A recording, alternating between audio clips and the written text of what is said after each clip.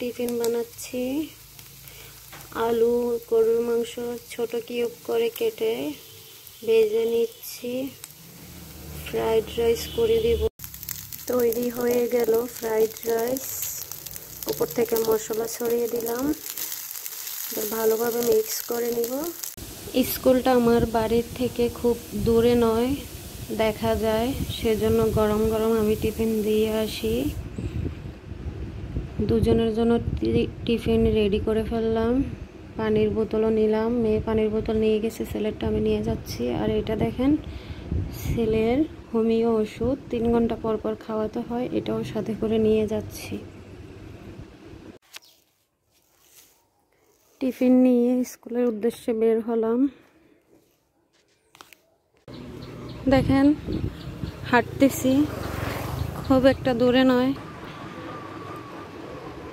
School ওখান দিয়ে দেখা যায়, আমরা নদীর এই পারে, স্কুলটা ওই পারে, শুধু একটু ঘুরে যেতে হয়।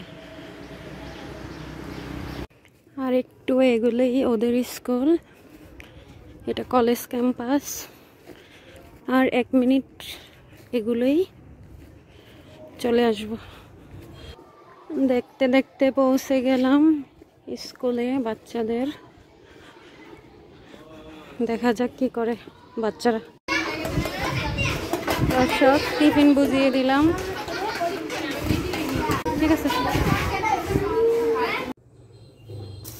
বিছনাপাটি টান টান করে গুছিয়ে নিলাম।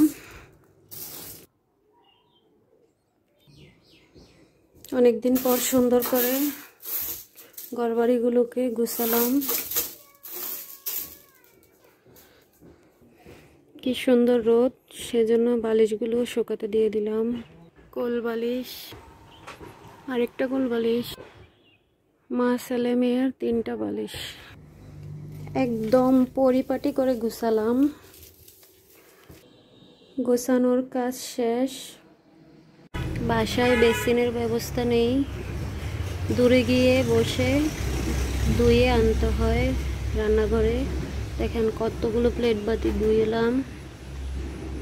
দর্শক, এগুলো দেখেন কি রেডি করে রাখলাম। বাচ্চাদের স্কুল থেকে আসার সময় হয়ে গিয়েছে, তাই লেবুর শরবত বানিয়ে রাখলাম। আর এগুলো কি দেখেন, আমরা লবণ মরিচ দিয়ে মেখে রেখেছি। এই টাইমে না খেলে আর সারাদিনে খাওয়ার টাইম নাই।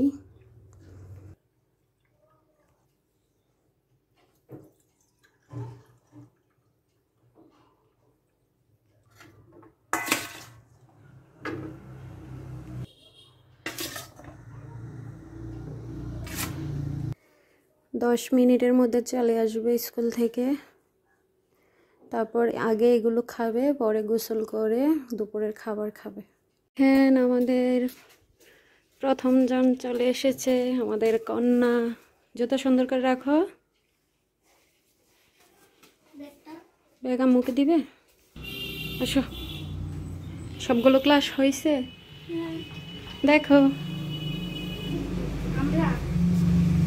আমরা মাখা আর লেবুর শরবত। ফ্যান চালাও। বাই কোথায়? আচ্ছা, কাপড় খুলো, কাপড় চেঞ্জ করো, হিজাব খুলো। আমাদের পুত্র এসে গেল, তার আসতে 10 মিনিট লেট। এটা কোথায় রাখলা বাবা? ওখানে। দেখো তো এগুলো কি? আমরা মাখা আর কে খাবে? স্কুল থেকে বাসায় আসার পর যদি লেবুর শরবত দেওয়া যায়, অনেকটা শরীরের জন্য উপকার হয়।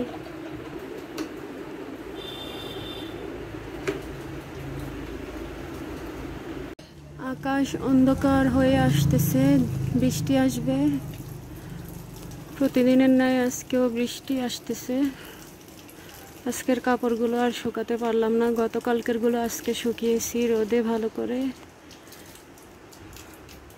দর্শক দেখেন কতগুলো কাপড় ধুয়ে নিলাম। এদিকে আকাশ অন্ধকার, বৃষ্টি হবে, জানি না কি করে কাপড়গুলো শুকাবো। মেয়েকে খাবার দিয়ে দিলাম। আম্মু বিসমিল্লাহ বলে শুরু করো। ঢেঁড়স ভাজি, গরুর মাংস আলু দিয়ে, আর তিতা করলা আলু দিয়ে।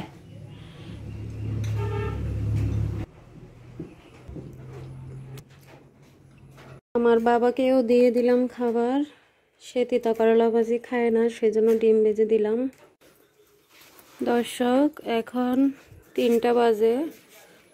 প্রাইভেট আছে স্কুলের স্যারের কাছে, সে প্রাইভেটে যাচ্ছে। বাবা যাও, সুন্দর করে যাইও। আল্লাহ হাফেজ। 4:30 বাজে, মেয়ের প্রাইভেট পাশের বাসায়। দেখেন আমাদের খেলোয়াড় প্রাইভেট পড়ে এসে সোজা মাঠে চলে গেছে। এখন মাগরিবের আজান দিচ্ছে, বাসায় আসলো, ফ্রেশ হবে। ও সন্ধ্যাবেলা খেলে এসে একেবারে গোসল করে ফেলে। চলো গোসল করতে চলো। আর কত খেলা করবা, আসো। দর্শক দেখেন সন্ধ্যা হয়ে গেছে, এখন চা খাবে। আমরা মা মেয়ে আগেই খেয়ে ফেলেছি। সামান খাচ্ছে আর মোবাইল দেখতেছে। তারপর আরবি প্রাইভেটে যাবে। কই যাচ্ছ? আরবি প্রাইভেট করতে। ওদের 7টা থেকে 8টা পর্যন্ত আরবি প্রাইভেট। বাইকে নিয়ে যাও। আচ্ছা ঠিক আছে। আরবি প্রাইভেট শেষ করে এসে রাতে বাসায় হোমওয়ার্ক করতে বসে গেল। দুইটা টেবিল থাকা সত্ত্বেও খাটে বসছে। দেখেন, ওদেরকে চেষ্টা করলো শিখে না। পড়ার জন্য আলাদা টেবিল আছে বাসায়, ডাইনিং টেবিল আছে, তারপরেও সে খাটে বসে গেল। এগুলো বাচ্চাদের রাতের খাবার, আমি নিজ হাতে খাইয়ে দিব। তিতা করলা ভাজিটা রাতে আমার হাজবেন্ড পছন্দ করে না খাওয়ার, সেজন্য নিলাম না। একটা ডিম ভেজে নিলাম, দুজনকেই আমি নিজ হাতে খাইয়ে দিব, তারপর আমি খাবো।